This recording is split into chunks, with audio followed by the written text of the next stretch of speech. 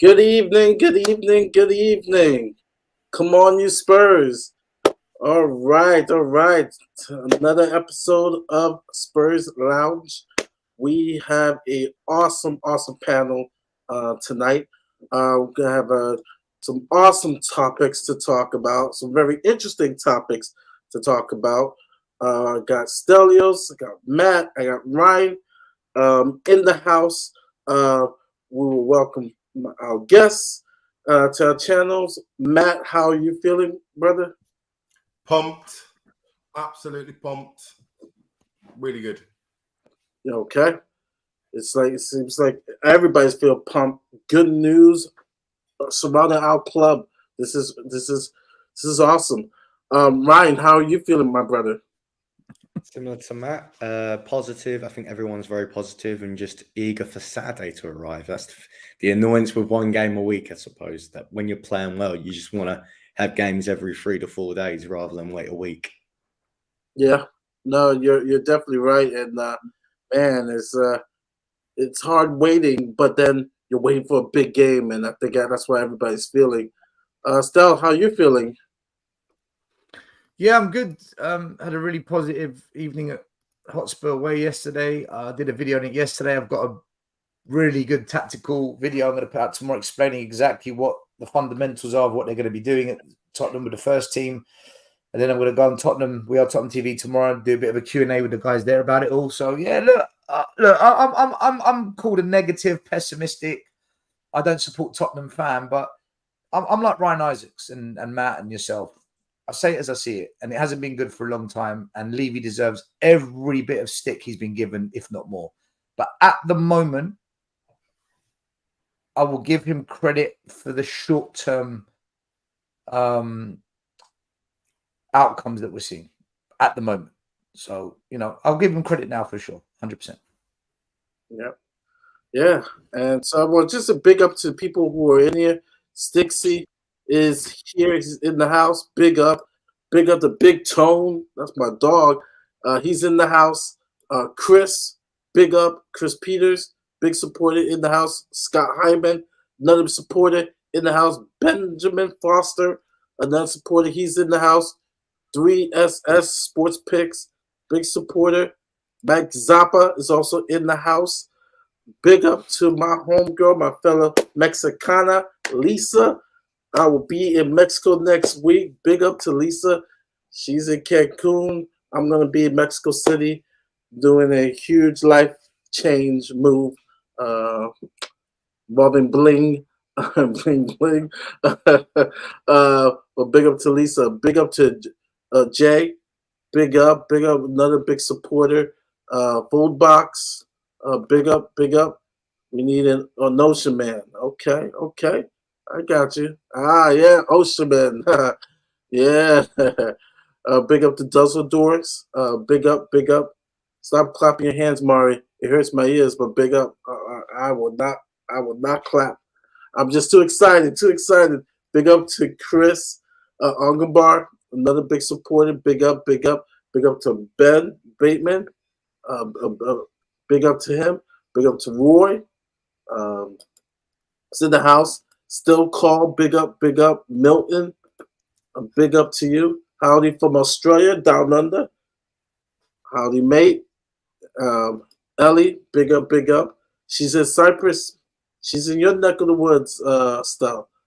And big up to Ratish, who was on the show, the Friday show, a couple of weeks ago. And so we'll start off because, man, I don't know about you. I am still buzzing. I'm still suffering from a hangover. Buzzing from the North London Derby. Everybody saw us mud these Arsenal fans. All who said that we were going to get pumped, bend over, because we're going to get pumped. It was the reverse. It was like, you son of a, you know what? You bend over because we're going to dominate you guys. So people on the channel have heard from me. They've heard from Stell. I want to hear from you guys. We'll start with Ryan. Ryan, your thoughts on the game, or your thoughts of these Arsenal fans crying like a bunch of not trying to get monetized, but a bunch of punks. All right, I can say that. Oh, you guys are celebrating a draw. What are your thoughts? And then we'll go to Matt. I'm not celebrating a draw. I don't think many Spurs fans are celebrating a draw. We're celebrating a very good performance. We're disappointed not to take 3 points based on our performance. Yeah. And Arsenal fans are in the mud. The ones that were claiming that they're going to wallop us 4, 5, 6.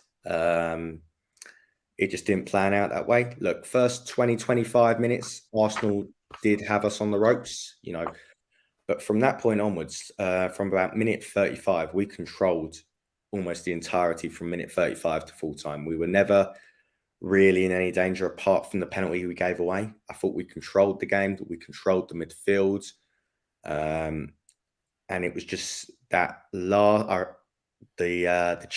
wouldn't call it a chance, but the play we had where I think it was about minute 75 when Pyro had the chance to square it to Son and he just didn't quite get the pass right. And we played so intricately through the lines. We beat the press, one-touch football. It was really good to see. And we've got to remember that we're only 6 weeks into a new manager. And we've got our first 11 playing like this, which is really exciting to see, really fun to see. And to take a point away from Arsenal, it's a good result. Could have been more, probably should have been more, but we'll take the point and we'll take the momentum on to Liverpool on Saturday. Yeah, no, agree with you 100%. And Will said at the end of the day, he says we should be disappointed we didn't get the 3 points, just like you said. And yeah, because we dominated most of that game. After that 25th, 30th minute, it was us. Matt, your thoughts on the North London derby? Yeah, really impressed. Really impressed with our the bravery that we showed. With the ball and without the ball. We left the fact that Destiny had been booked so early in the game, and we still left him 1v1. Which at the time I was shouting at the screen, for Johnson to come back and help him. But it was just that confidence that we had defensively, who's a very, very, very good player, Saka. But the fact that we left Destiny just to deal with him on a one-on-one. And as the game progressed, he just got better and better. And if it was a boxing match, that 1v1 duel, I would have given Destiny on points. I thought over the 90 minutes or 100 and whatever minutes it was, I thought Destiny got on top of him as the game went on. So, yeah, just really, really impressed with how we navigated the game, because Arsenal are a very, very good side. I'm not going to be a Spurs fan that are going to trash talk them. They're a very good team, especially at home. So the fact that we took our style of football in their backyard, and I would say over the 100 minutes, I thought we dominated over the 100 minutes. They had a very good 30, 35 minutes, but we were able to kind of navigate those kind of tricky moments. The goal was so important, that goal before half time. And I'll be honest with you, without the penalty, I think we win that game 2-1 or 3-1.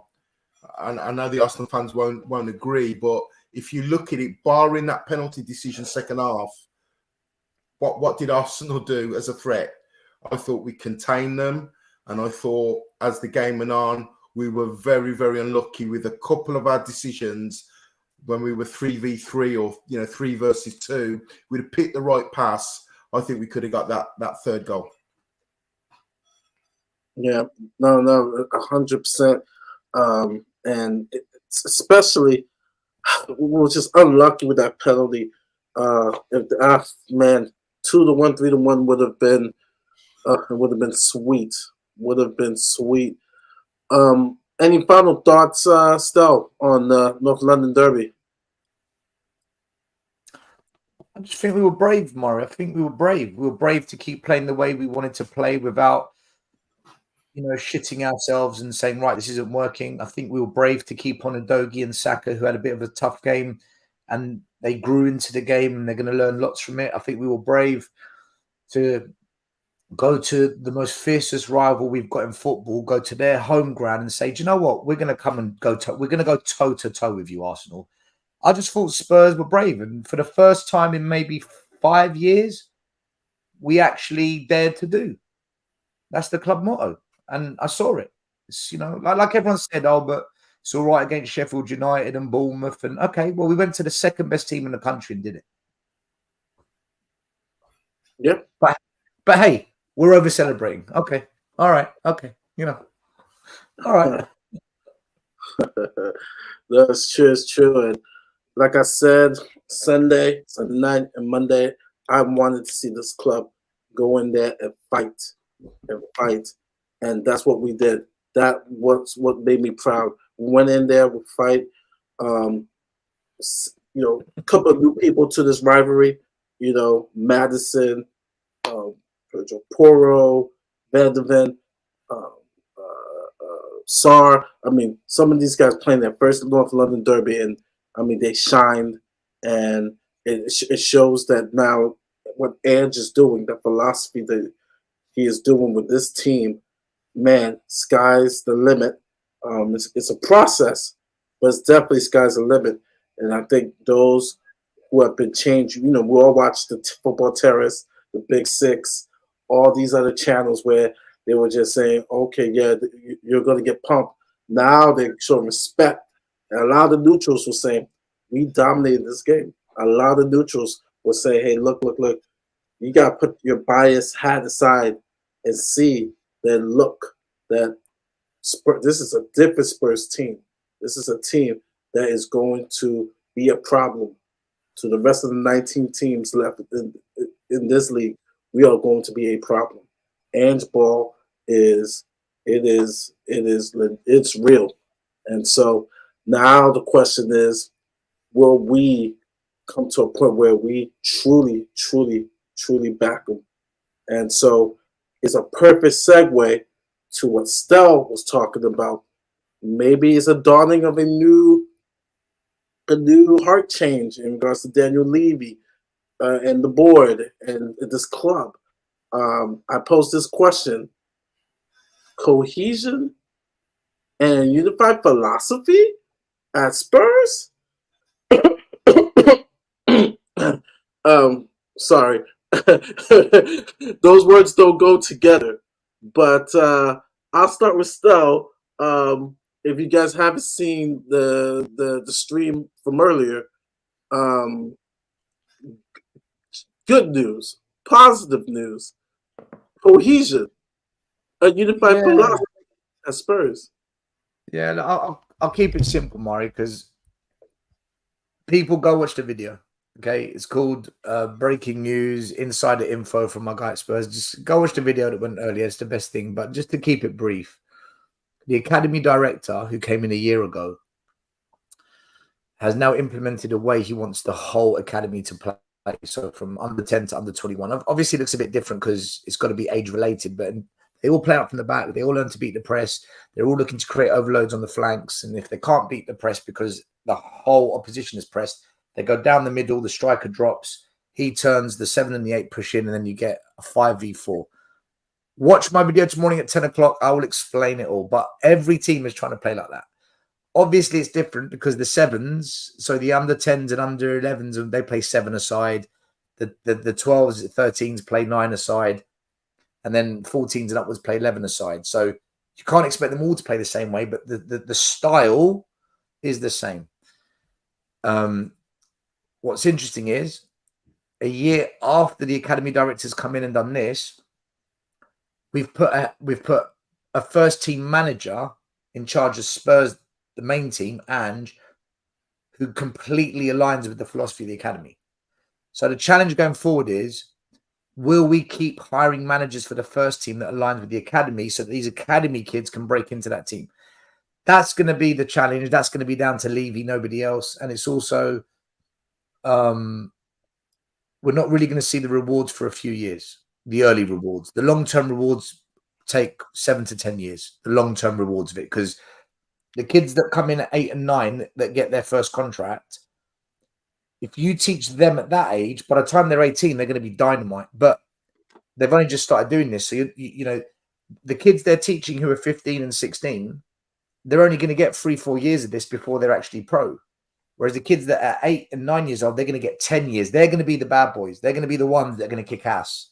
The current 8 and 9-year-olds will be the biggest beneficiaries of what's happening now.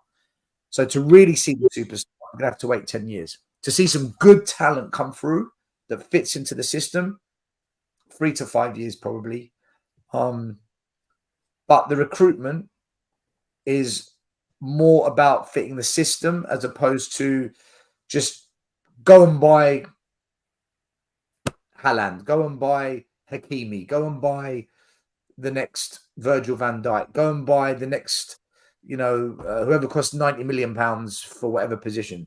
That's not going to be the strategy going forward. It's going to be who is a really good player for the system.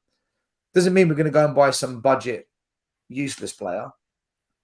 They're just going to have to be very smart. And I think we've seen it with Udogie, Vicario, Mickey van der Ven, Maddison. That all of this is great business. And I never praise Levy, man. I never praise this guy. But it's all making sense. The recruitment aligns with the first team system.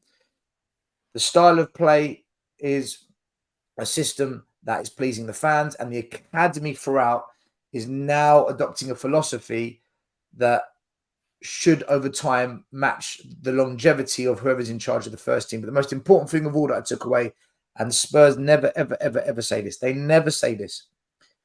Whenever you go to the Spurs and you speak to them, it's about development. It's about development. You know, if they take the under 18s to go and play in the Munich Cup and they play against Bayern Munich under 18s, Dortmund under 18s, Ajax under 18s in some competition, the first question the head coaches will ask after the tournament is, who was the best player for us?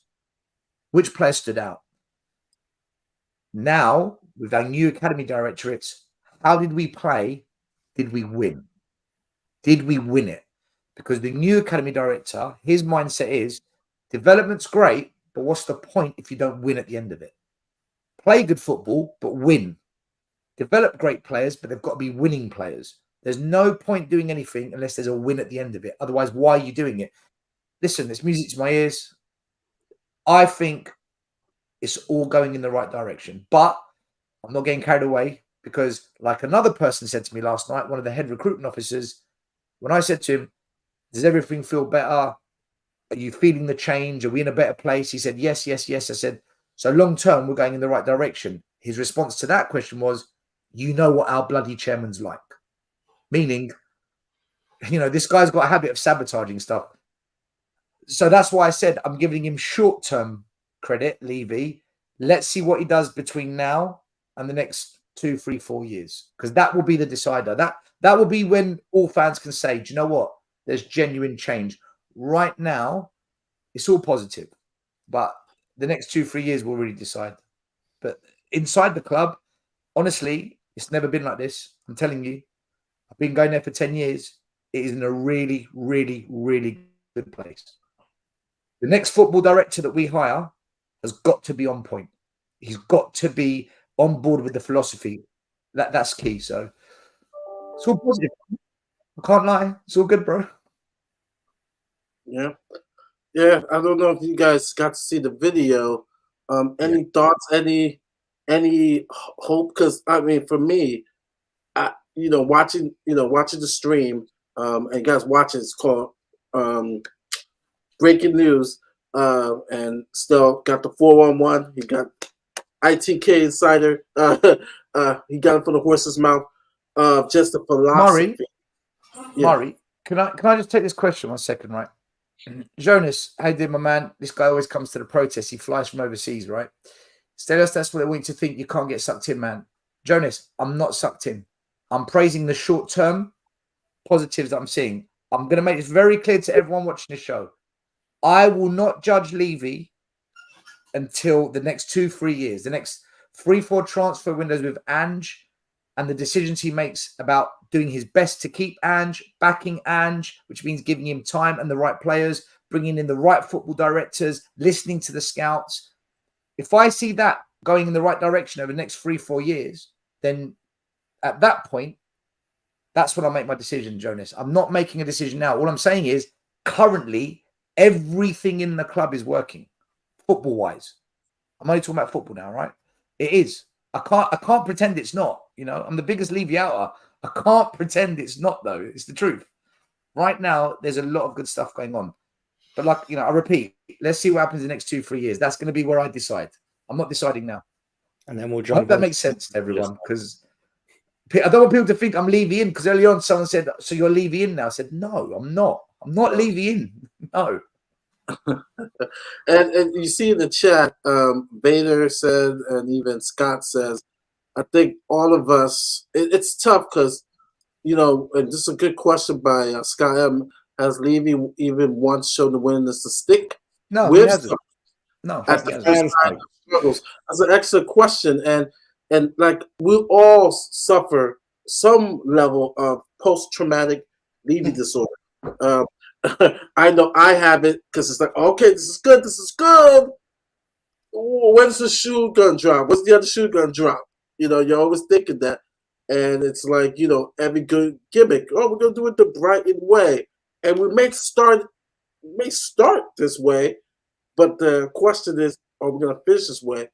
But you also have to, as much as, you know, we could be pessimistic, we also have to hope. Right? So, guys, what was your reaction to Stell's report? Straight from the source, straight from the academy. The academy had Davies, right? What's his name? Davies? Simon Davies. Matt, Ryan, one of you want to respond to that?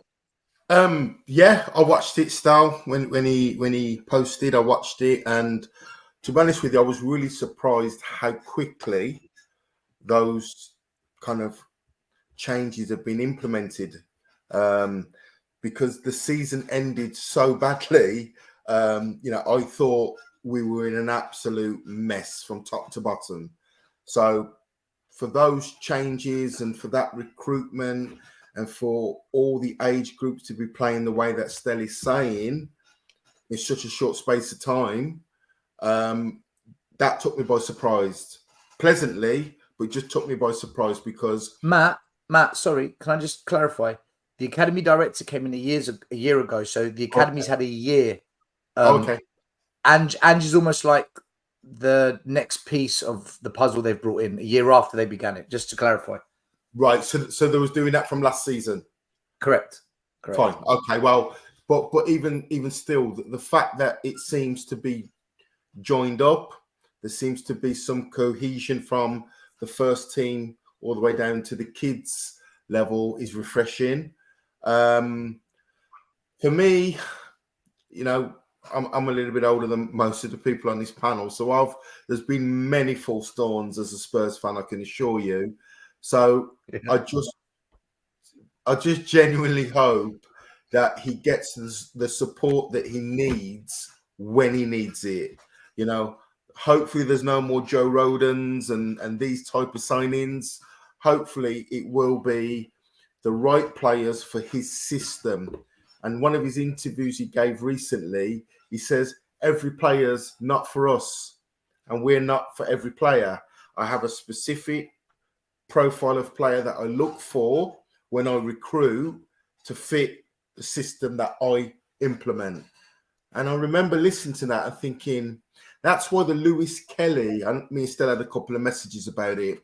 And I started to follow Bournemouth's games since that link. And he's a perfect example of, he's not a household name. And I know a lot of the Spurs fan base were a bit derisory when that link was made, but he's a perfect example of a player that might not start every week, but he knows the Premier League. He ticks the homegrown box. He can play centre half and left back. He's comfortable on the ball and he's quick across the pitch.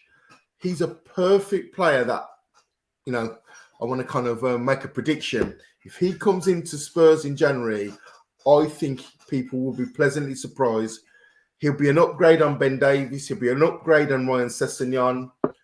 And he's somebody that can come in and hit the ground running. So as long as Levy supports Postecoglou with players when he wants them, I'm a signed up member. I've still got my reservations. I still think there's a Joe Roden in Daniel Levy's locker, but I'm hoping to be wrong. I hope not. I can't do that, Joe. Ryan, I know you're 110% Levy out. With Stel's reporting, does that make you 99? Does it lower it to 102? Still Levy out. Still Levy out. Still got the protest on Saturday. I put a tweet out saying there will be a protest Saturday, as always, same place, same time, well, slightly different time because it's a 5:30 kickoff. Because we don't want to let the message die, and we want to keep the pressure on Levy. Levy even said it when the fans got on his back last season. It affected him. He said that in the fans forum. So we've got to keep the message there. We cannot let him relax on his laurels. We've got to keep the pressure on him to continue doing what he's doing. However, I do want to put a little bit in there and say this is mainly Paratici's work in terms of ripping up the academy. Because the past 2 or 3 years have been awful. We've had no players coming through. The academy has not been playing well. If it wasn't for, I think, some kind of ruling, because we did finish bottom, we would have been relegated to Premier League 2, but we stayed in Premier League 1 for the under-21s. However, we did win the 2 Premier League Cups, I think. Not the leagues, the under-21 leagues. We won the under-18s and under-16s, I think, the cup competitions, which is clearly a sign of what's happening, where it's more about winning rather than developing, which both, as Stel was saying. But Paratici ripping up the academy and just getting rid of the players that weren't good enough and bringing in the players that are is a massive step forward. And Stel, I know you've had your Paratici hating a little bit, but you've got to admit that Paratici was the one behind it. This isn't something Daniel Levy would have done. He's brought in someone, which again, well done Daniel Levy for bringing in Paratici to do this job. How long Paratici is here for because of the stuff that's happening, or we won't know. But Paratici came in to do this job, and he has done it. He's ripped up everything and we basically brought in the nucleus of kids. Ryan, so with Paratici, I think what he's done in terms in the academy is very, very good, right? Really good. And the new academy director, who I'm praising a lot, Simon Davies, he's a really good guy as well when you speak to him. Paratici picked up the phone to him and gave him the job. He actually said that to us yesterday. He was going to go to Burnley and work with Vincent Kompany because he used to work with Vincent at Man City, and he was with Vincent at Anderlecht before. So he was going to go to Burnley, but Paratici is the one that headhunted him and said, no, don't go Burnley, come to Spurs. So I'll give Paratici a lot of credit for the academy. I'll give Paratici a lot of credit as well for recent signings. But when you look at the hiring of Nuno, unforgivable. The hiring of Conte, a manager that we weren't going to back, ridiculous. And a lot of the early signings, like the Clement Long gaps, the Chicken Royales, that stuff, no. But look, overall, he's done a good job. I'm happy to admit it. He's done a good job. He has. I'll give you that, Ryan. I'll give you that. I'm going to stick by the Conte one and still say that was a successful appointment. Tell me it wasn't. He's not the one that's not backing him. That's the ownership. So that's not. Yeah, but isn't that a failure? Paratici got us fourth. Knowing your owner. All right, but then who then signed in the following year Clement Longap for Conte, Richarlison? I'm pretty sure Paratici was in talks with Bastoni. He was. It was known that we were trying to get Bastoni, but the money wasn't there for some. All right, let me ask you this, Brian. Okay, if you're the football director of Spurs, Ryan, sorry. If you're the football director of Spurs and you know what Daniel Levy's like, would you bring in Conte? Depends what it totally, again, like in terms of planning. The one thing that we know for the past, what's going to be happening now is, if anyone hasn't checked out the video, check it out. But the next manager has to be playing a similar style as Ange Postecoglou. He will. Otherwise it goes tits up. Everything just goes tits up, because the players that were playing that system for the previous 10 years from the academy are now 2021, and it's a completely new style, completely new system, and the manager doesn't want to play them because they don't know this system. Completely goes tits up. Yeah, I asked that question, and they said, the academy director said that's how he believes it's going to work going forward. Yeah, so we have to. So in terms of, if you want to go from Mourinho, Nuno, Conte, they do follow the same philosophy. However, and I put a tweet out, I said, Conte is not a winning manager. He's a checkbook manager.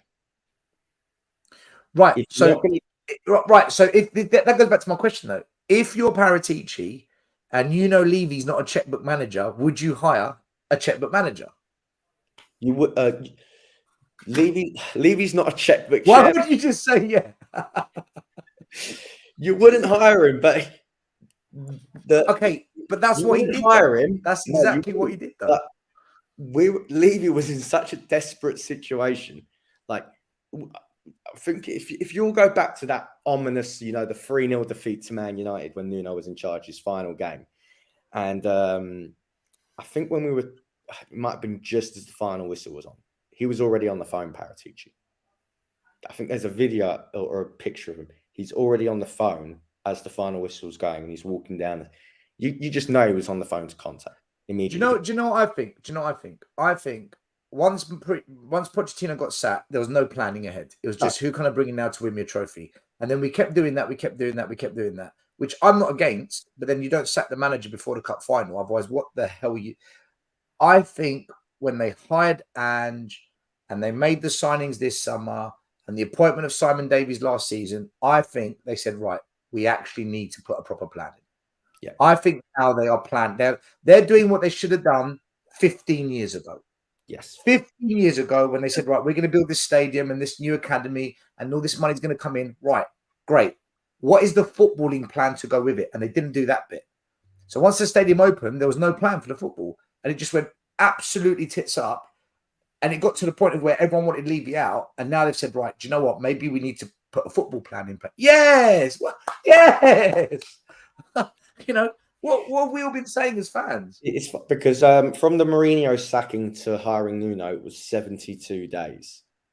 And with I think there was no plan.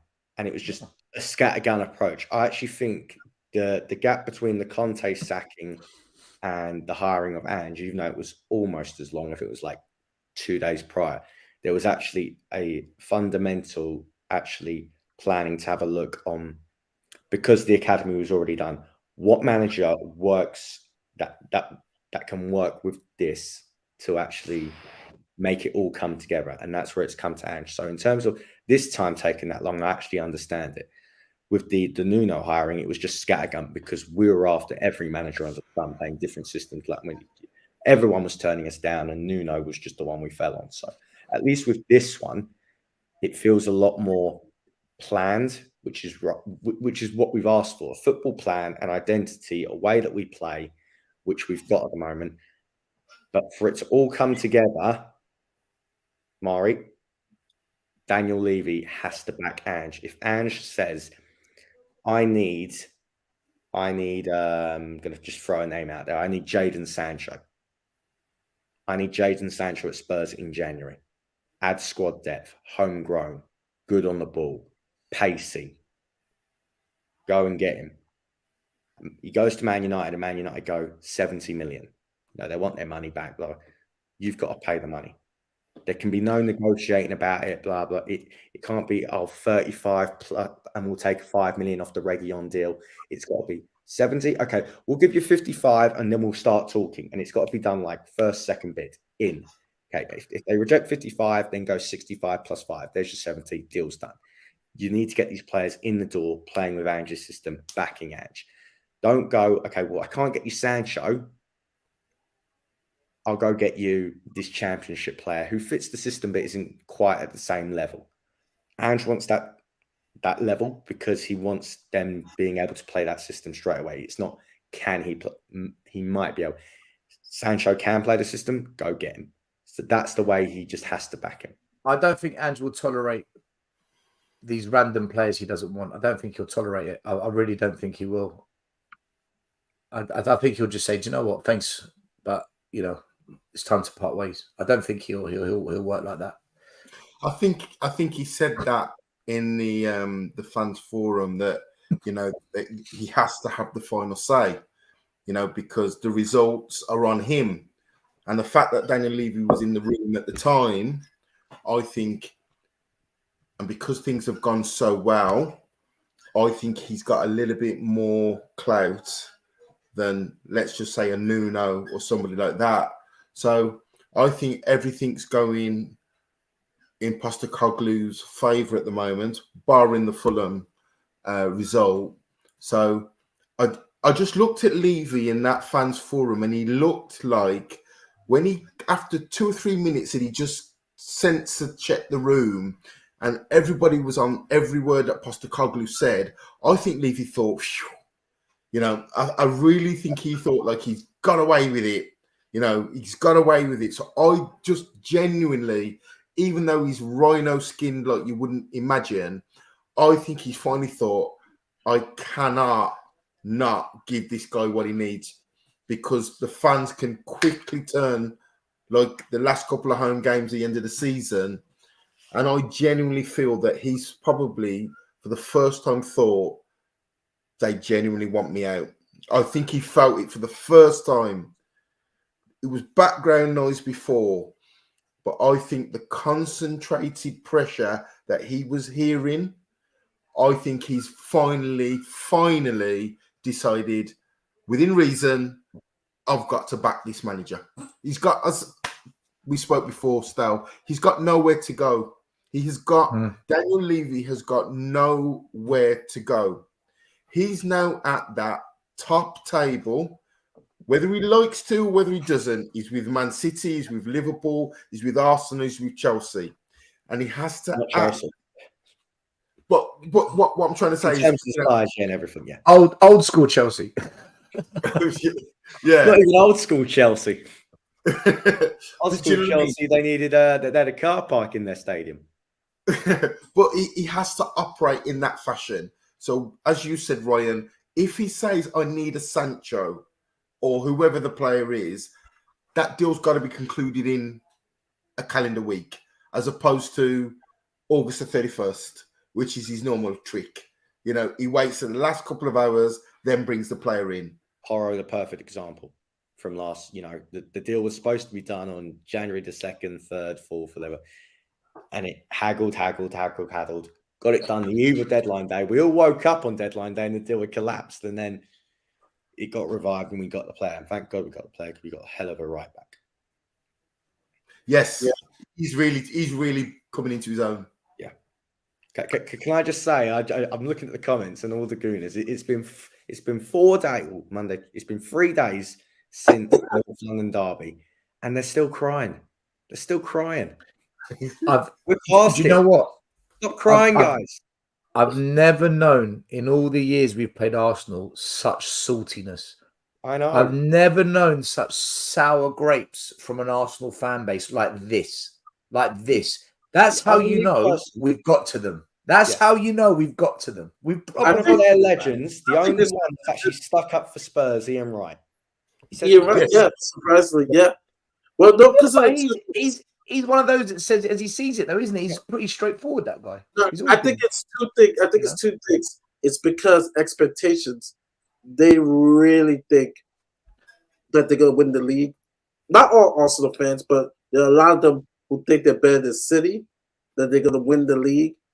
And because of that, they look at us and what we went through last season, that, at home we should annihilate, we should destroy this team. And when that didn't happen, it's insecurities. It's just like, oh boy.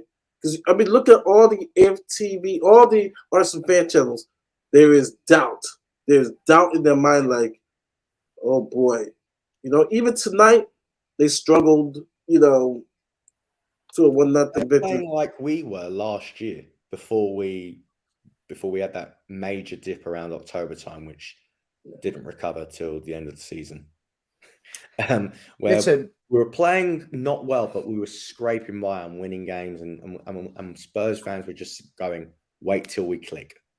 Wait till Arsenal fall off. Wait till we click. And we didn't click. So if Arsenal don't click, they could be in the same boat we were last season. So just be mindful, Arsenal fans. If you don't click. Yeah. I just think Arsenal fans, what's happened is, one, they weren't watching our games to see what we were really like. They were just watching highlights and just went by that. But the biggest thing is, so many of them were waiting for the day Harry Kane left so they could enjoy our capitulation. And the opposite has happened. And I think now they're thinking, this lot are good. They're good. Damn it. I can't wait till April. I'll bring on the derby at home. We're going to do them. Mark my words. If our players are fit, we're going to do Arsenal at our ground this year. We will. I'm not saying we're going to batter them. I'm not one of these deluded fans. But I reckon we'll do Arsenal at our ground this year. They're due one anyway. They're due one. To go into a topic that Arsenal fans may be talking about, of course, our fans may be talking about, all of Europe may be talking about, the one that got the clickbait is the Victor Osimhen situation. As some of you guys know, I lived in Napoli for a short time. Still got mates over there in Bari and Rome. Big up to those cities. And so, like, my de facto Italian club is like Napoli. Watching them Serie A game of the week when I was young with my dad, a huge Maradona fan, got me everything Argentina.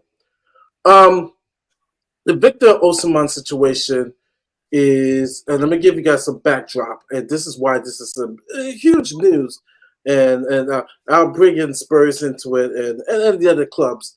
First of all, they won the Serie A, first time since Maradona left, and then you want to talk about going from the highs to the lows. De Laurentiis reminds me so much of Levy. The only difference is he actually put people in place to do their job. Sometimes he puts his hand in the cookie jar, but for the most part, he balances it out, especially when there were a lot of complaints.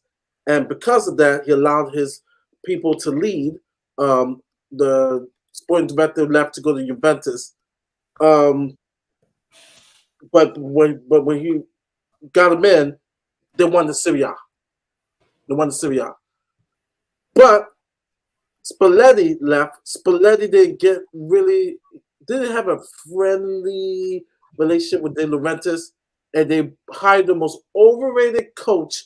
You cannot find the most overrated coach, manager of all of Europe than Rudy Garcia. I do not know how Rudy Garcia got the Napoli job. He was a bust at Roma. PSG, winning the French league there, it's easy. No offense to Ligue 1, but Rudy Garcia is not a good coach. I remember at one point, the one rumor was he was coming to Spurs, and I was like, hell no. Well, long story short, there's been arguments of the style of play. Carva has been complaining. Osimhen has been complaining. Napoli is not having a good season, and it looks like within a month they may fire Rudy Garcia. They had to win tonight, but this is where it becomes really, really disappointing and really, really incompetent. I will show you if you haven't seen the video There are two videos. Two videos. One video, I have never seen this, Stel. Two videos. One mocking him because he missed a penalty against Bologna that would have had them winning against Bologna 1-0. They posted on their TikTok, official Napoli TikTok, and mocking your star player. It's like us at Spurs. I will say one thing. Our PR team, our social media team at Spurs is top notch. Top notch. For the club to humiliate your star player on TikTok, the first video. The second video, a video that says you're not a man, you're not a woman, you're a coconut. I'm not the type of person, and Matt, I've said before, I'm not the person to throw the race card. I'm very. I look at the whole picture before I bring in racism or put the race card, because I know what's real racism and I know what maybe quasi or whatsoever. So I don't like to throw out those cards. But for a club to do that in Italy, of all places, to do that, you are going to catch hell from Nigerians or any black person throughout the globe. And that's what's going on. Especially the first video, you are, and the lawyer said this, you are incensing the fans. The ultras are very passionate. If you make a video that you're mocking your star player, what do you think the ultras are going to do? They're going to pile on, especially because Napoli has started off wrong because of Rudy Garcia. So his lawyer is like, I would have breached this contract. And so there's two things that can happen. And I spoke to a mate over there and just give me a brief synopsis of Italian law. To break that contract is going to take extremely long. It could be done because the players now say, you are putting me in harm's way because now you are, people are already complaining about the season. Now you're making me the scapegoat to now more, harassment socially.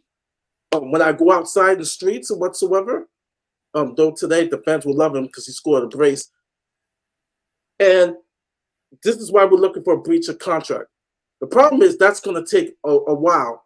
So now this is a situation that Spurs, Arsenal, Real Madrid, these clubs come in because now, from what I'm hearing, they are in a tough situation. They will probably have to sell Osimhen in January. They will have to sell Osimhen in January because this is bad. Let alone they have not made an official statement until today, and that official statement in Italian, like I said, Serie A is horrible in the sense of they take so long to make a statement. They basically said, we're not going to comment about the two deleted TikTok tweets. So for me, I've lost a lot of respect for Napoli. Really, I've lost it. And so now the Haas property is out because everybody's been talking about Tony. Arsenal is in, it seems that they have the advantage again in Tony. And now Osimhen comes in. So now this is going to play the dominoes in that sense. For me, Osimhen is a perfect person for Tottenham. If we're ever going to go break the bank, Osimhen, because of the way he plays, he presses like no other. His movement in the box is awesome. He's excellent in the air. Has a knack for scoring goals, as you see today. He will be a perfect person for Ange's system. Even more, a little bit more than Tony, in my opinion. And so I put that question mark because the transfer value is going to go down. They know Napoli is now in a desperate situation because they had about 150. So it may go down to 100. Teams like Arsenal who have already spent, are they going to want to spend 100,000? Will they be able to afford that? They may just want the cheaper option with Tony. Real Madrid is still thinking about, surprisingly enough, Julian Alvarez and Mbappe. So the thing is, there is a possibility that we could talk to Osimhen's agent. Now, the chances of him coming, number one, Daniel Levy is not of his nature to spend that much. Number two, we don't have Champions League. As some people say, we are not that attractive. But who knows by January, if we are doing really good, heck, take the chance. Take the chance. You know? So, you guys, your opinions, Victor Osimhen's situation, and would he be a good fit at Spurs? I think it's a non-starter. I don't think it will happen. You said 100 million. We've never spent 100 million. I think Liverpool City, and Arsenal. I have to put things out there. Liverpool City, Arsenal, and Chelsea are the only clubs to have spent 100 million pounds on a player. I don't even think Manchester United have on one player on Anthony. So those are your 5 clubs. Chelsea need a centre forward, so Chelsea are looking likely. Arsenal, Ivan Toney. Looks likely for them because obviously with the David Raya situation, they could only afford a loan deal for this year because of FFP. So I don't see them going for Osimhen. City have Haaland, non-starter there. Look, if he's going to come to the Premier League, Levy's going to have to break the bank. I just don't see him breaking the bank. Yeah. And I agree with you. I mean, if you, and like I said, you know, put a little clickbait there because I was just like, man, this guy would be the perfect replacement for, you know, for Harry Kane. And because, like I said, we have Sonny playing up, you know, in the middle right now, and it's working out great. But then again, you want to think about the future. Osimhen's 24 years old. You know, you want to have a striker there. You know, you want to have him, you know, play up the middle, and so it may be a case where, let's say Arsenal does go after Osimhen, they get him, so that leaves us with Tony. The dominoes. So, like I said, so this is huge. This is huge. It may give us and like I said, right now, a team like, you know, Arsenal, they're in a better position because they offer Champions League. You know, they had a good season last season, and so it may drop one domino, but give us an opportunity. So, okay, well, if they're interested in Osimhen, all right. Still give Orban in the wings. Still give Orban in the wings. Don't forget him. Yeah. If we go back for him, I've heard that they've sent the scouts back out to watch Gift Orban. There's a heavy interest from Spurs. I think if we do sign a striker in January, I think it's going to be Gift Orban. I think they're really looking at him. Very happy with that. They're looking at him a lot. That's I've heard that from 3 people now. So I'm kind of with Ryan. I'm kind of with Ryan on this. I think Osimhen, we're just not going to spend that money. I mean, we've got £100 million from the Kane money, but you know, we'll probably try and buy 2 or 3 players with that money because Sonny's scoring. They've signed that Veliz kid. They've got plans for him. Veliz isn't just there to make up numbers. They've got plans for him. So that's another striker. They're not just going to get rid of Dane Scarlett and Troy Parrott like that. Richarlison's at the club. And Orban can play across the front line. He can play right, centre. So the thing is with a striker that we sign, right? and I'll explain this tomorrow in my video. If 5 or 6 players come to press us, so you got a 2-man press, a 3-man press, a 4-man. If they do an all-man press, so many players come and press, so everyone's just isolated. What then happens then is whoever's playing the number 9 drops to the halfway line, and a long ball direct to them, so the goalie goes straight to the striker. That striker needs to receive the ball, turn, and then go. I mean, Harry Kane was perfect for that, right? But we've got rid of him. So whoever we sign as a striker has got to be able to do that, because that's how they beat teams that press them as a group. And then the 7 and the 8 go alongside the 9, and then the 10 and 11 out wide come in, and you've got 5. And that's how they beat the press. So whoever we sign has got to be able to receive the ball deep and turn. I don't know whether Osimhen can do that, or Gift Orban, or I don't know. I haven't seen enough of them to know. But he's got to have that in his locker. Yeah. Yeah. And yeah, Matthew brings a point. Yeah, I know a lot of Nigerians who like Arsenal. And that's what I said. This is huge in the sense that now, okay. West Ham versus Arsenal. Yeah, I mean, I thought Nigerians are like most overseas players. They like money. Just, if you give them the right salary, I'm sure they'll go wherever the money is. No, isn't that what most players do?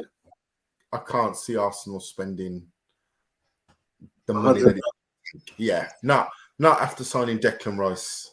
I can't see. Yeah, I think that'd be too much for them. Yeah, no, and that's I forgot who was saying this. So I can't see them spending that much after just how much they just spent. They might just go the cheaper option with Tony, which means that Chelsea, they need they still need a striker. They may pay for that, but I don't know if Osimhen, if him and his agent are smart enough to see, like, oh man, Chelsea.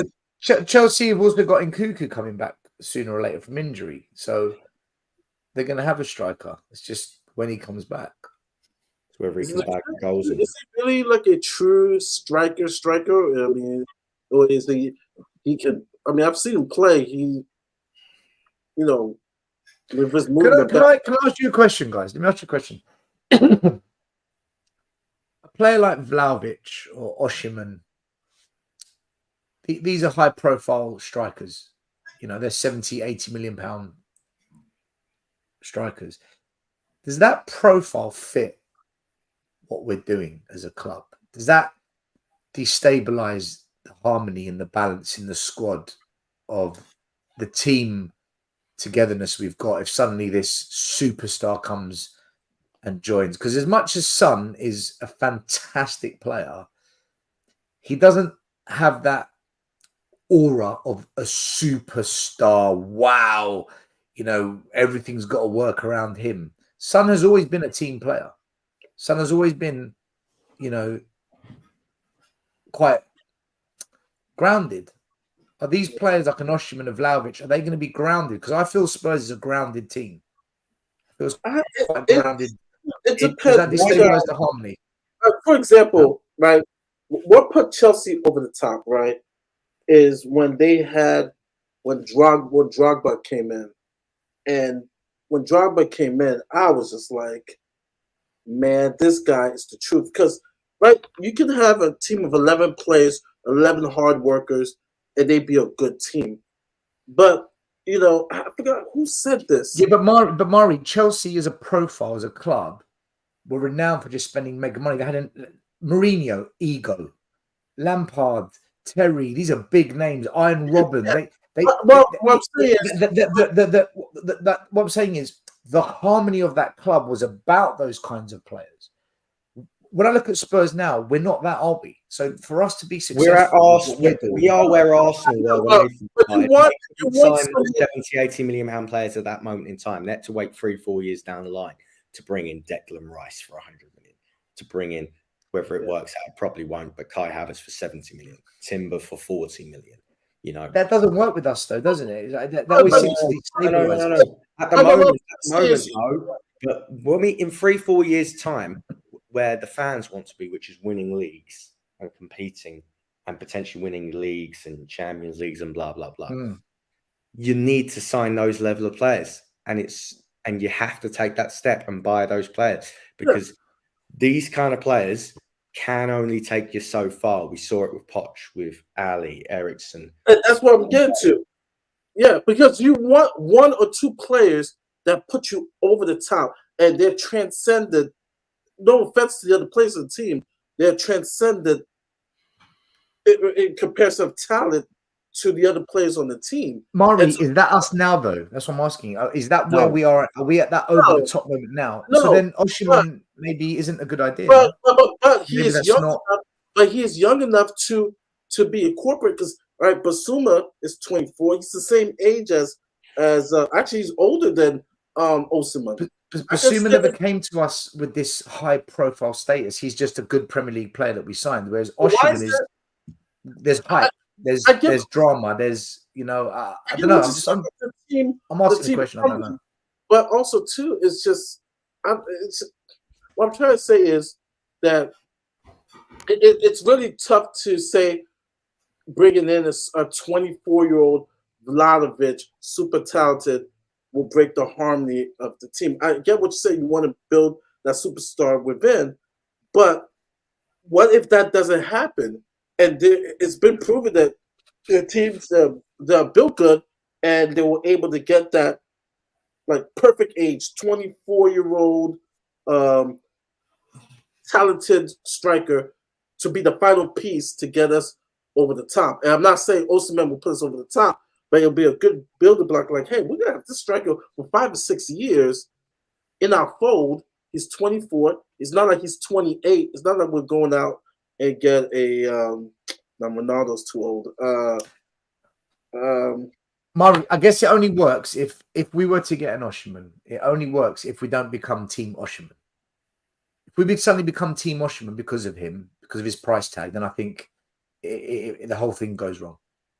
He's got to fit in like he's an Udogie, a Kulu. It just slots in, and it's just part of the team. If he becomes the star, everything revolves around him. I think this is what I mean about the current, not philosophy, the harmony. It can't break the harmony. Does that make sense? Maybe I'm projecting this badly. No, you make perfect sense. It makes no. I perfect get what you're saying. I get what you're saying. It's like if you get someone who's now going to be the highest paid player on the team, it will, I guess, disrupt the harmony. But if you're going to be eventually a great team, I mean, we want to be a team. I mean, I don't know about anybody else. I dream of a day where we are like Man City. We are like, Liverpool. We're winning things and we have class in our club. I mean, you're going to have players who make more. Yeah, but again, Mari, Liverpool didn't sign the big signing Van Dijk and Alisson until 4 years into the project. It was at the end. Oh yeah. Matt, you were going to say something. Yeah, I think the Harry Kane FC we've come away from. So I can understand Murray thinking Osimhen's Kane level of striker, but I think what Postecoglou's building is replacing Elvis with the Beatles. So we're having 3, 4, 5 attacking threats as opposed to all the set-up, build-up play, all ending up going through Osimhen. So I just think there's too many variables to make that not a viable deal. I just the kind of the signing, what's he, 100 million? What would you say that? How much would Osimhen cost?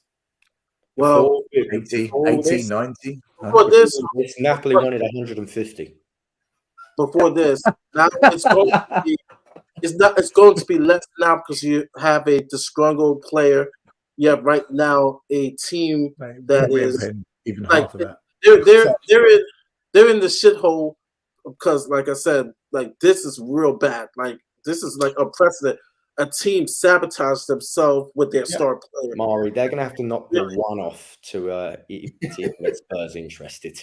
Yeah. Can I say what I want people to know we don't have a like first of all, Daniel Levy would never throw that money. He would never throw that money out there unless in a dream someone told him, "You get this player, you're getting those trophies." But even then, we don't believe he loves trophies. We don't believe he likes trophies, so he's allergic to them. So it's not going to happen. But my thing is, though, is just that, yes, a lot of the good teams have 4 or 5 good players who could score, but it's not saying that having a star. It's not saying that because I look at the way Osimhen plays. It's just another person who's on the field, on the pitch, who can score with Sonny Solomon on the field. Like he passes the ball. Like when you watch Napoli play, he's an excellent passer. He's a very intelligent player. So he fits the system. It's just that he is extra clinical than some people because he scores 25 goals, 27 goals. He's extra clinical. It's no different than, an Arsenal fan talking about Gabriel Jesus, Martinelli, Saka, Trossard, all these guys on the field. I mean, I just, and I use Osimhen. It doesn't even have to be Osimhen. It could be any other player. I don't want to come to a point with this club where we say, okay, well, let's not ever get, because usually the highest of the highest of quality, they're going to be the ones who get paid and whatsoever. And so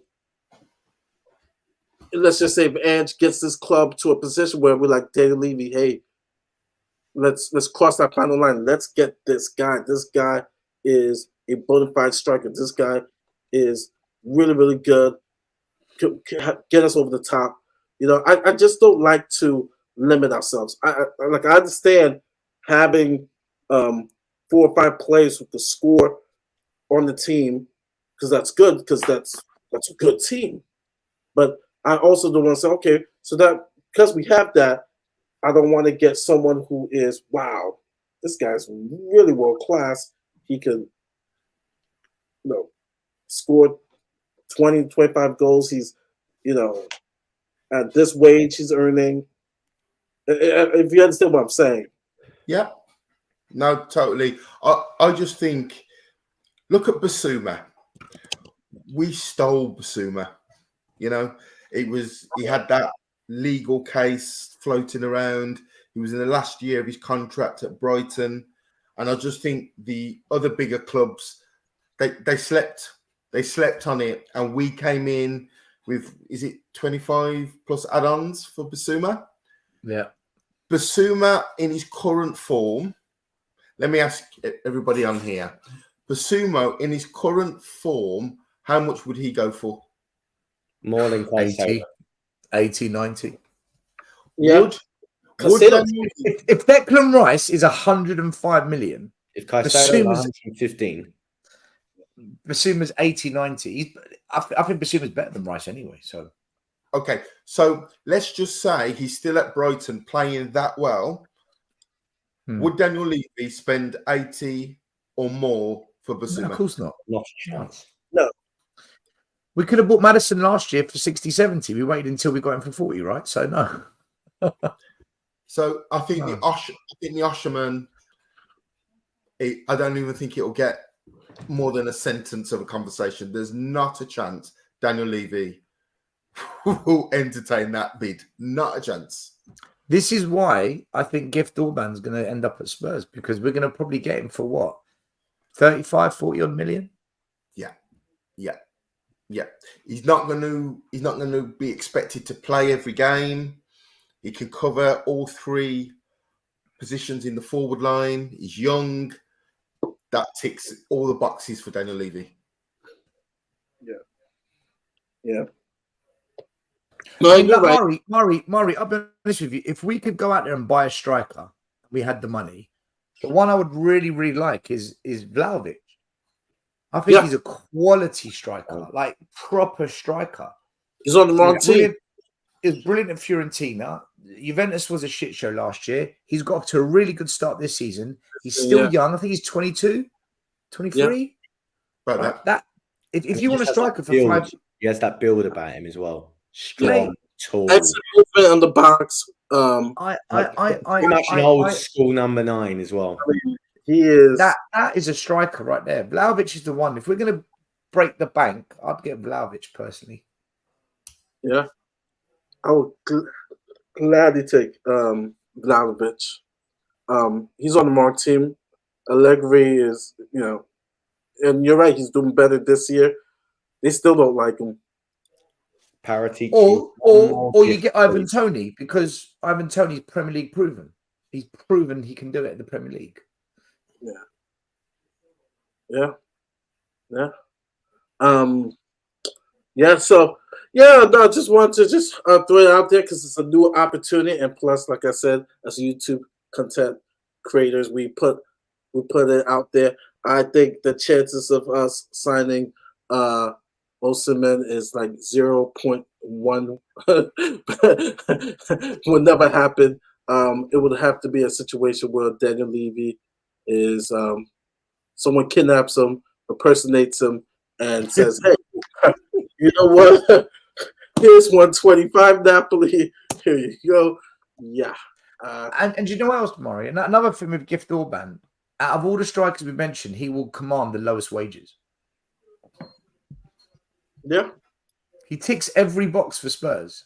Scores goals, not expensive, lower wages. I mean, it's the Levy dream signing. You bring up Jamie Gitt's comment. Which? Who? 1046. 1046. Jamie Gitt? Yeah. This one. What's to stop other clubs next window getting into a bidding war with Levy? Ivan Toney, potentially Victor Osimhen, potentially Vlahovic. They'll all be looking at those three. They won't be looking at Gift Orban. We're more likely to get into a bidding war with Gift Orban from a club maybe like West Ham, maybe a Brentford, if Ivan Toney does go, and we're much more lucrative and much more appealing than those clubs. No offense to those clubs, except West Ham. I hope they're offended by my comment massively. But yeah, we're a bigger club than those clubs, and he would pick us over them. Yeah, no, you're definitely right about that. So, enough with the pipe dream, fantasy dream. Let's go to the preview of the keys to the Spurs Liverpool game. This is another test that we have coming in. I think just like the Arsenal game, I said the midfield, this game will be won in the midfield. Liverpool has McAllister. They got Szoboszlai. They in the midfield. Liverpool, that's their engine to get them going. Up front, they got Salah, Nunez, who's having a better year this year. Jota, Gakpo. This looks like a game that could be very open. Liverpool's defense is suspect. Our defense is improving, but we have not faced an attack. We have not faced an attack because we have not played City yet. That is clinical, like Arsenal. I'm not Arsenal, like Liverpool. And so this game has a 3-3, 3-2, 4-3, I think, showing, and is another test for us. What are your thoughts of this game, Ryan? What are the point keys to this game? Biggest key point will be nullifying, obviously, Mohamed Salah, but I think we got to nullify Luis Diaz. The battle between Luis Diaz and Pedro Porro is massively key to this game. Luis Diaz will obviously want to put one over on us because we didn't get him. He went to Liverpool, so he'll be up for it. That'll be the key battle. The midfield, obviously. Then you look midfield on, you look midfield. That's going to be a key point as well. Midfield battle is going to be massive in this game. We got to win the midfield battle if you're going to win the game. Yeah, I agree with you. The midfield, it's going to be very, very important, and also fitness. I'm hearing reports that Madison, because last time I checked, Madison's good for Saturday. I mean, has anybody heard something else? Apparently, Paul O'Keefe put a tweet out on Monday saying that Madison feels fine.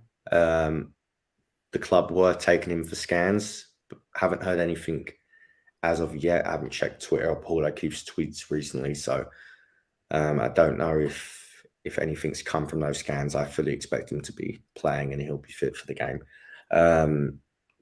The only other one was Brennan Johnson, and for him, instead of it being like a hamstring pull, it was more fatigue in the muscles, so it's just more about managing it. So I think we'll see Solomon come back in and not rush back Brennan Johnson and bring Brennan Johnson in maybe in a couple of weeks' time.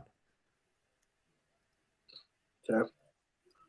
Matt, your keys to the Spurs Liverpool game? I'd like us to start better. I think we've kind of. I'm having trouble hearing. I think we've Can you say that again? Is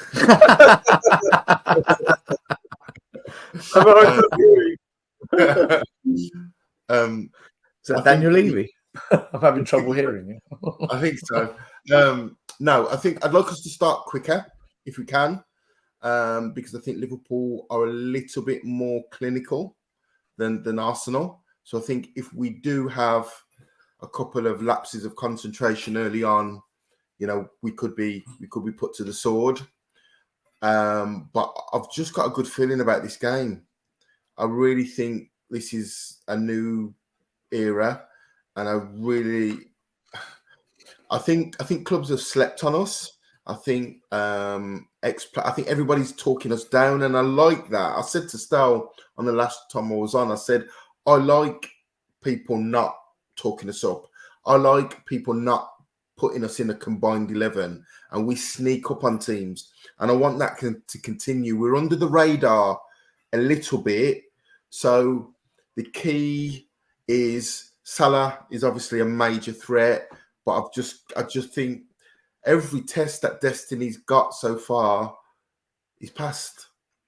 And I really do think he's going to have another barnstorming performance against Salah. I'm going to go 3-1. I'm actually going to predict the score. I'm going to go Spurs 3-1. 3-1. Okay. That will be a statement. That will be a statement if that happens. Honestly, I really do think we're going to beat them. I really do. And then we follow it up with a 1-0 loss to Luton Town, yeah? Bingo. That's Tottenham. Yeah. We got our Tottenham back. We got our Tottenham back, yeah. Yeah. 3-1. Even without Madison. Or is that if Madison starts? It has to be with Madison. Have to be with Madison. Okay, the only tweet Paul O'Keefe put out, which was yesterday on the Madison thing, was they'd never announce, an injury unless it's a significant injury. So it's nothing major if there is anything. So I fully expect it's all come back clear and he's fine. Okay. Your thoughts, your keys to the Spurs Liverpool game stuff?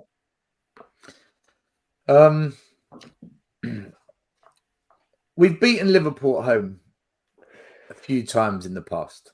I've been at a few of those games. So if we beat Liverpool at home, it's not something new. It's not something that happens often, though. That's all. Liverpool away is a completely different game. It's an absolute disaster, right? We're at home, so that is a big bonus for us. The fans will be behind the team. The atmosphere is probably going to be the best it's been all season, I think, off the back of the last couple of results. So we will have the 12th man there, and that's in our favour. I think the key to this game is actually who comes out the blocks first, like the fastest. Liverpool haven't started games that great. And if you go watch last week, they beat West Ham 3-1. West Ham were the better team first half, and West Ham were woeful.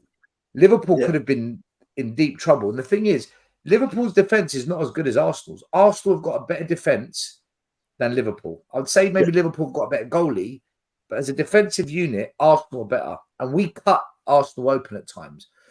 So if Spurs just come out quick and go at that Liverpool defence, listen, we can cause them damage. The problem we're going to have is where Man United and Arsenal had some good opportunities early on when we played them and they just weren't clinical. Liverpool are clinical, right? Liverpool will put the ball in the back of the net. We're not going to get away with it against them. Yeah. Mo Salah will score if he gets those chances. Even Nunes has found a bit of foot. I think Jota's the one we've got to be careful of. Jota is such a good player. He's the one that won Liverpool the game last season at Anfield. So for me, the key to this game is whoever scores first. Tottenham have to get the first goal. And this season, we've gone down every time we played. We went behind every game we played where the opposition have scored. They've scored first. Sheffield scored first. Brentford scored first. Arsenal scored first. Well, we scored first. We scored first against Brentford. They came back. 1-0 down. No, we were 1-0 up. Romero. Yeah, you're right. You're right. You're right. Except for that game, we've gone behind in the other ones. So we've got to score the first goal against Liverpool. Because if we do, they'll shake. And then we can put another one or two past them. And then if they do score a couple, we've got the advantage. So I think whoever scores first is key. But also, mate, Liverpool are clinical. Just like, maybe we're clinical as well. So I'm going to go. Look, my heart says 3-2 Tottenham, right? It really does. But I think it'll end up 3-3. So I'm going to go with a 3-3 score draw. Well, great minds think alike. Because I was like, this looks like a 3-3 game. But my heart is saying 4-3. I can't handle watching a 4-3, Mario. Goals galore. That's too much stress. I think Sonny's. If anyone's got a spare ticket, email Stel. He needs one.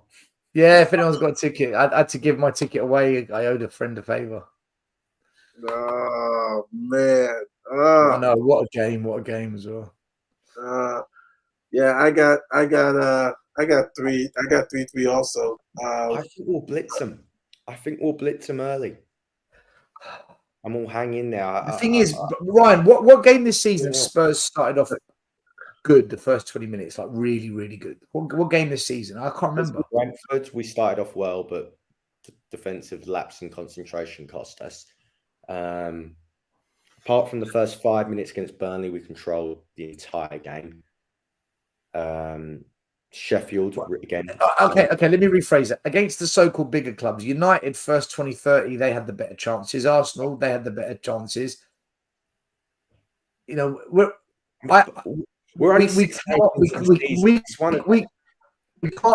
do a Man United or Arsenal against. What game of Liverpool started well in? They haven't started well any game this season. No, you're right. You're right. Well, this is why it's going to be a 3-3 then. I remember the game at Wembley, and we came out the traps quick, and we scored 2 goals in the first 10 minutes. Yeah, but look at who they had at right back and centre back. I mean, it was diabolical. Yeah, they had Joe Gomez at right back, and they're going to have Joe Gomez at right back. They had Lovren. I mean, it was awful. I know, but I generally think 2-0 Spurs will score 2 goals in the first 20 minutes, and then we'll just hang in there. I'm going to go 2-0. Fair enough. And that's with my heart. My head says 2-1 Liverpool. I think Liverpool's clinical edge, more experience will get them in. Do you know what I love about these comments? Do you know what I love about these comments? Spurs don't mean anything. You're not our rivals. Every time the fixtures come out, the first game you look for is Tottenham at home and Tottenham away. If you listen to the name of this show, this channel, it's called Tottenham Away. If you listen to the intro, Robbie, when we got Tottenham away, when we got Tottenham away. That's what I love about these comments. The denial is just epic. It's just every time I read stuff like that, I just feel so happy that we're getting to them. We're properly getting to them. I think it's great. Spurs have got into Arsenal's heads, and that will be 80 hours after Arsenal's the game, weakness. and they're still sold. Mate, it's going to be their weakness this year. That when you focus on your rivals and the opposition, and you don't focus on you, that's when it goes wrong. And in fact, in the academy, when I was there yesterday night, they said that up to the age of 18, they don't even do tactical analysis on the opposition. They just focus on what they're doing. We focus on us. We're not even interested in the opposition. And yeah, man. Arsenal are watching us. We're not watching them. I don't watch Arsenal. They're watching us, though. I'm telling you, they're watching us. Yep. Yep. And just look at the chat here. Let's see. Level. Come on, don't be like Arsenal. Let's stay level-headed. Stuff. You know what? I always have this feeling. Until we lose our first game, I'm thinking we're winning every game. That's. You know what? Enigma 6. When we did a Friday night show, there were fans, channel members like Richard Knight and a couple of others saying, "Come on, guys, let's be real. We're not going to beat Arsenal away. We're going to lose. You know what's coming." I heard the same thing going into the Arsenal game. We're not getting carried away. We're not being like Arsenal fans. We're not saying we're going to batter Liverpool. We're going to destroy. I've gone for a draw. Mari's gone for a draw. Matt and Ryan are a bit more confident. They think we're going to win it by maybe a goal or two, right? We're not being like Arsenal fans. We're not saying we're going to beat Liverpool. We're going to batter them. They don't know what's coming their way. We're not saying anything like that. Far from it. I give Liverpool. I actually think this game's harder than Arsenal away. I honestly believe Liverpool at home will be a harder game than Arsenal away. I really do. I don't know what you guys think. I think this is a harder game. Yeah, for sure. For sure. I think so. Definitely. And I think what Arsenal found out and what Liverpool's gonna find out, because you look at the games last season, and Midfield really got worked in those games. This season, now our midfield has been so I can't say it enough. With Basuma, Madison, and Sarr. I mean, we have done a good job for the most part bossing these other teams. And then, can you imagine Bentancur comes back to, pre injury, ACL. I mean, seriously, Liverpool is going to see that, wow, we're going to be a team that give them fits. So, so it's not too far-fetched to see a draw or a possible victory. I mean, the only one that I know, and even this team, we're their boohoo team, we're their boogeyman team, is Man City. That's really the only, and even then, we get somehow we get a result. So, yeah. Like we can't win. If we're positive, we're getting carried away. If we don't predict to win, we're negative. What do you do? What do you say? Leave it out. I'm going for match abandoned. I think the match will be abandoned. There you go. Woo! Big up, Mason Penn. Big up, Phil B. Big up. Yeah, we're doing the invisible. Zero losses. We're coming for that gold trophy. Look, I think it's all about matchups, and I think Liverpool, their strength is also their weakness. They press high and they move up the pitch. Our strength is if we break and beat that press, we're in on their back four. The matches where we haven't been quite at our best so far are against teams that play the low block, Yeah. i.e. Sheffield. So, speaking for the rest of the panel, I'm pretty sure none of us, for a heartbeat, think that Liverpool's a walk in the park. Far from it. They've got some serious goal threats, and it's going to be a really difficult match. But it's the type of match that we can have some joy and have some success, because Klopp plays heavy metal football. And if we break that press and we get on their back four that isn't as strong as the Liverpool of 3-4 years ago, and we're at home, why not? Why not? Why not? I'd be more concerned about playing a team that kind of play with a low block and we don't score the first goal. I'd be more concerned about that. So I think we've got as much of an opportunity to win that match as Liverpool. The fact that we're at home. Yep. Yep. So it should be really, honestly, a very, very entertaining game. I'm just going to enjoy the ride. Yeah, That's all we can I'm do. just Have some gonna fun. enjoy it. Just going to enjoy it. But Well, yeah. if we lose, we should act like Ajax fans and chuck fireworks on the pitch and get the game abandoned. I saw that. Demand a rematch. Stella hasn't seen it. It's I mad. haven't seen it, no. Yeah. Demand a rematch. Like the Ajax Ultras just took over and got the Ajax final game abandoned when they were 3-0 down after 30 minutes. Yeah, I saw that over the weekend. That's wild. That is wild. They're really struggling, Ajax. They haven't been the same since Ten Hag left. They've appointed the wrong managers, Murray. They haven't. They've I don't know what they've done. The Ajax way is not what their manager's about. Really, Arne Slot is the one that needs to be managing Ajax. Arne Slot plays the kind of football Ajax are used to. So but this is kind of like Ajax anyway. I mean, because of the way they develop their players, they normally get a really good team every 5 to 10 years, even 10 years plus, because all their kids, their academy, they normally all come together like the 2018-19 team. They didn't really. When was the last time they really won the league or even challenged in Europe before that? Like most of the time, the teams that are winning Eredivisie were PSV.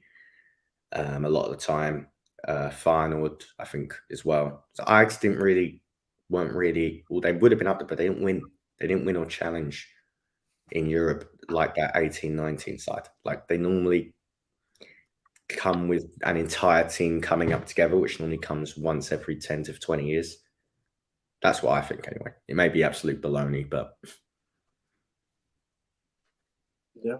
Yeah, there are cycles with every club, that's for sure. There's always a cycle with everyone. Maybe Ajax are going for. I know they've lost a lot of players over the years. Ajax always do that. They always sell a lot of their talent and then they rebuild again. See, this is what cracks me up. These people are just deluded. It doesn't suit your agenda. My agenda is simple. I don't go on Arsenal channels, but you're on a Spurs channel. Who's the relevant club? I don't get it. I don't go on Arsenal channels and watch and get sucked in by it all. Whereas you go on Henry Wright TV, you go on Sava TV, you go on Al Tottenham Away, this one. I mean, let's be honest. It's funny how they talk about their league title. Their last one was 20 years ago, but we can't get excited for them now because we're deluded and we're getting ahead of ourselves. Their team were holding up to be successful in Europe. Their team were holding up the clock at 10-2, signifying 10 games to go last season when they bottled the league. Mate, that's getting ahead of yourself. With Arteta, that they're always going to bottle it. They've got the wrong manager. I've called him Fraud-Teta for 3-4 years. The guy just chokes, and he choked. He choked on Sunday as well against the man who's been in charge for 6 games. He didn't know how to respond. Arteta had no idea how to respond to Spurs actually playing football. He didn't know what to do, and every decision he made was a disaster. It took him backwards. He did the same against Southampton when they drew 3-3 against Southampton, who got relegated. Southampton were 2-0 up at the Emirates, costing the league. didn't know how to react when he was in a top 4 race with Spurs. He choked then. He's just not. He doesn't know. He's too emotional. He's too erratic on the sidelines. There's no coolness about him. He's not a savvy manager. He's a good coach, but he's not a savvy manager. And they'll continue to fail. Yeah. Well, guys, we're going to end it for tonight. We will have North London's hours tomorrow at 9:45 tomorrow. Still will have part two of the academy, changes in the academy. There's unison tomorrow at 10 a.m. I'm actually going to explain more about how the first team philosophy works, which links to the academy. So it would explain why Spurs struggled in the first 25 minutes with some of the pressing situations Arsenal put on us. It would explain it to everyone. It'll make sense. It'll be good. Actually, it's actually a good one tomorrow. All right. Well, check it out tomorrow. And that's all we got. We got Liverpool coming in on Saturday. Let's get those 3 points. And come on, you Spurs. Come on, you Spurs. Kind of Spurs.